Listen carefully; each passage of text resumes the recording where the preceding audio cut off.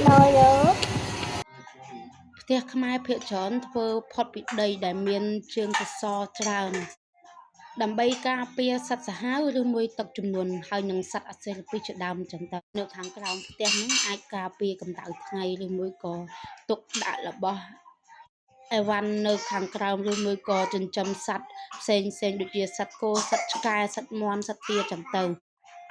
ហើយផ្ទះហ្នឹងភាគច្រើនធ្វើពីឈើដូចជាឈើនាងនួនឈើបេងឈើកញ្ញូងនិងឈើផ្សេងទៀតជាប្រភេទដែលធន់នឹងទឹកនិងខ្យល់ផ្ទះបុរាណខ្មែរភាគច្រើនធ្វើបង្អួចច្រើនដែលអាចខ្យល់ចេញចូលបានអត់លេងណាកូនអត់លេងទេមានពន្លឺគ្រប់គ្រាន់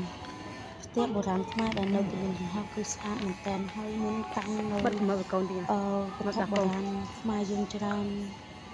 សូមមើលនៅក្នុងវីដេអូទាំងអស់គ្នា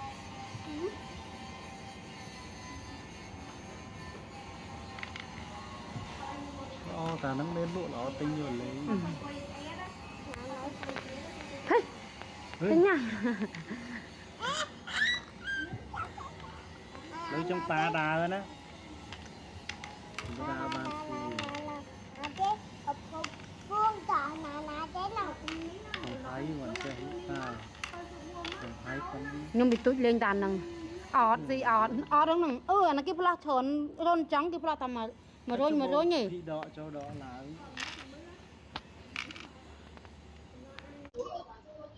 ពុបពុបតា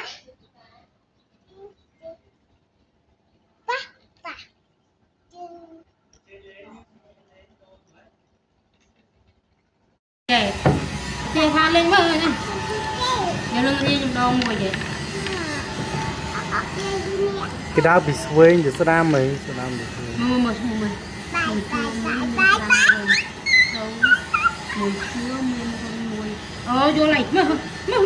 ចេះមកហ្នឹងមានចុងពី4នេះសត្វតំណាងឲ្យសត្វទាំង12តានេះនេះសេះ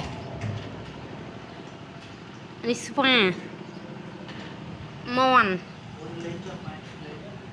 ហើយគេសត្វតំណាងឲ្យសត្វទាំង12មានដំរីដែរឆ្កែហើយដាក់តាមសត្វ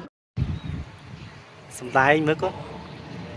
អោននេះមើលកូនចាប់ដើមឈើមើលអូនចាប់ដើមឈើ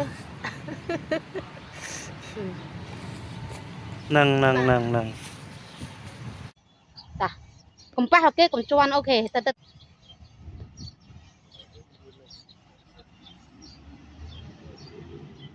ណាទេកូនស្រឡាញ់មានណាទៀត